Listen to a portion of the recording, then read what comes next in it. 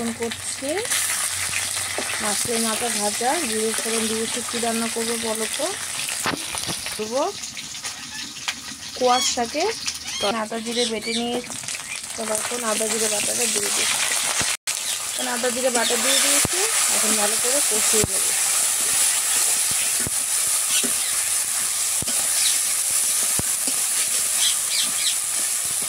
এখানে ভালো করে ভেজে নিয়েছি আর সেদ্ধ করে রাখা কোয়াশ লবণ হলুদ দিয়ে দিয়ে দেবো।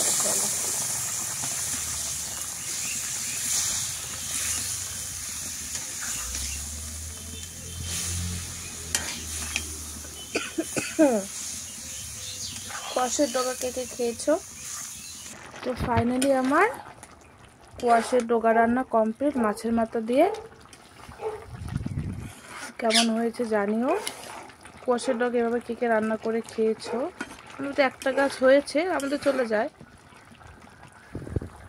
এখন নামিয়ে নেব। তো নামিয়ে নিয়েছি,